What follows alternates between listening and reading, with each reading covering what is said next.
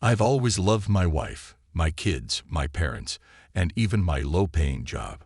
I've loved life, no matter what it threw my way, and I've always thought of myself as a pretty happy person. Sure, I've never had much money, but somehow I managed to start a family and buy an apartment on a mortgage in a decent neighborhood. My wife, well, she's the beauty of the family, mother to our 2 kids, the heart and soul of our home. Honestly, she's everything to me. After we got the apartment, I worked 2 jobs, while Avery took care of the house and the kids. Our son and daughter are only 2 years old, so they're not even in kindergarten yet. We did the renovations ourselves. I had been into interior design for a few years, so it didn't really make sense to hire anyone else. It was too pricey anyway. By the time the repairs were done, our place was buzzing with life. Lots of people around, mostly parents with their kids. The neighbors were all well off, and the parking lot was full of expensive foreign cars. And right outside our entrance, there was this brand new shiny sports bike. Looked pretty expensive, a real beauty of a machine. I was the first to break the silence. We were all walking back from the store, enjoying the warm April sun. "That bike's gotta cost a lot," I said, nodding towards it. "Yeah, you're right," Avery replied, her voice trailing off as she pushed the stroller. "It's not cheap. People probably live like that, don't buy on credit. Meanwhile, here we are. We can't even afford a vacation or finish the repairs. It's been 2 years of mortgage payments now, and the debts are piling up. Soon enough, we'll be living on instant noodles. Not exactly a life of luxury, huh?" Avery gave me a look, a soft smile on her lips. "Come on, what are you talking about? We're doing fine. We're lucky. We've got our own place, 2 beautiful kids. Sure, we have debts, but we're living for the moment, saving up for vacations. Then we'll save for the kids' education, then for their weddings. We've got plenty to look forward to," she said, taking a deep breath and leading the way to the building entrance. "Now let's grab something to eat. I've got a ton to do. You working tonight?" Avery and the kids disappeared into the building, and even though she sounded a little down about things, I couldn't shake the feeling that the future held something bright for us. The thought of happy days ahead kept me going, no matter how tough things were now. I dragged myself back home from work at 10 a.m. "You're running late today." Avery's voice rang out from the bedroom. "Yeah, just a lot of stuff piled up," I replied. I walked over to Avery, who was on the floor, scrubbing away at the kids' drawings on the door. "Where are the kids?" I asked, noticing the unusual silence that filled our apartment. "Layla's on the 9th floor, playing with Ethan. Her youngest is about the same age as ours, so they're all together.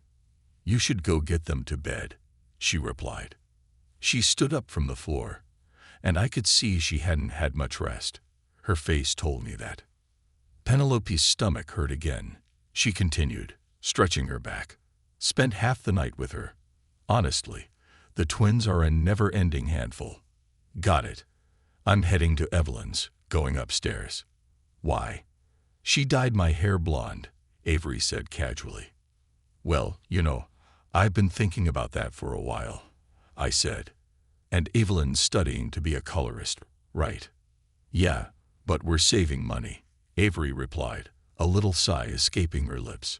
"It was free," she added quickly, cutting me off. "Now go to bed." Avery's a total social butterfly, way more outgoing than I am. It didn't take her long to make a ton of great connections. Meanwhile, sometimes I don't even say hi to the neighbors. So, later that evening, I finally dragged myself out of bed and wandered into the kitchen, only to find Avery standing there, a long-haired blonde staring back at me. The kids had already finished dinner and were locked in a chaotic struggle over some toy. "Where are you taking the kids? Should we go for a walk?" my wife asked, tossing the dishes into the sink. "Nah, I've been given a pass to sleep. I'll head out in the morning," I replied. "Well, that's just great," she practically shouted, her voice full of excitement, and hurried off to gather the kids. Something had shifted in her lately. Ever since she changed her hair color, she seemed different, always rushing around, fidgeting, and taking more care with herself. Women are funny that way. Anyway, life carried on. I worked, she ran the household, and the kids went to daycare. But something had changed between us. We'd grown distant, exchanging only a few words each day. I blamed myself, my job, and my constant absence for it. One scorching July afternoon, I left work earlier than usual. There wasn't much to do, so I thought I'd spend the extra time with the family, maybe even take a stroll in the park. As I walked up, I noticed the same SUV parked near the entrance. Two people were inside, deep in conversation. One voice was unmistakably female, and I knew immediately it was my wife. I froze, stuck between the parked cars, and waited. I don't know how long I stood there, but I waited. My wife stepped out of the car, flicked a cigarette away, something she'd never done before, and then a man followed her. They walked into the building together, disappearing through the entrance door. In that moment, I felt like I'd been struck by a bolt of electricity. I rushed inside, sprinted up to the third floor, grabbed the door handle. But no one was home. I sat down on the floor, leaning against the door, my head spinning. I couldn't believe it. Avery had a lover. I felt like the floor had just dropped out from under me. Then I heard the elevator doors open. It was her, just her. Avery, what's going on? What the hell is this? I yelled, not caring if the whole building could hear. Ezra, please don't yell. Let's go inside. I'll explain everything, she said, her voice flat, almost eerily calm. As she stepped into the apartment, she began her story. So, you saw us. I was planning to tell you. Later. Well, here goes. This is Anthony. We've been seeing each other for 2 months now. What? Avery, what the hell are you talking about? We have a family. We have kids. We don't have a family, Ezra. I filed for divorce 4 days ago. I'm done with you. You're like a bitter radish, always with your work, your unfinished projects, and your empty promises of a happy future. There's no future for us, Ezra. I'm just tired. Avery, what about me? I'm doing all of this for us. Avery, Avery, Avery. She mocked, mimicking my voice with a smirk. Yeah, I've been like Avery for 28 years. I want to live like a real person, not like some beggar. I'm tired of counting every penny. I'm exhausted from this endless cycle, watching other people live their lives, enjoying themselves, while I'm stuck in the background of these picture-perfect families. Avery, what about the kids? It finally hit me. Our so-called happy life, the one I thought we had, was over. Everything was falling apart. Anthony and I took the kids to my parents' place, she said, her voice cold and detached. We're going out of town for the weekend and try to be moved out by Monday. You don't have that much stuff, so it shouldn't be a problem.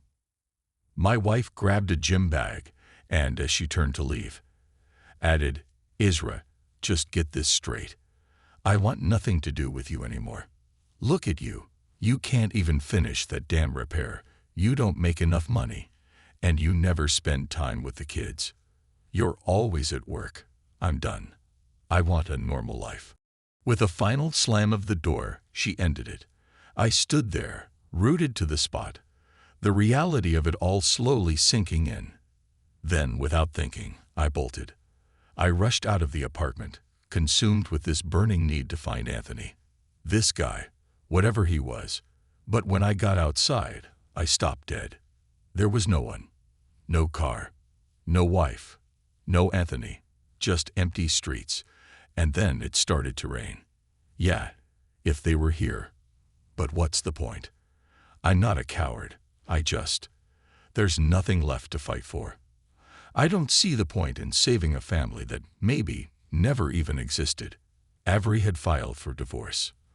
By Monday, I was living with my parents in a deep, unshakable depression. That's how I lost everything. Our so-called family happiness, just a lie. Avery sold the apartment, cleared the mortgage, and paid off all the debts. She spent only 2 months with her new fiancé before she found him cheating.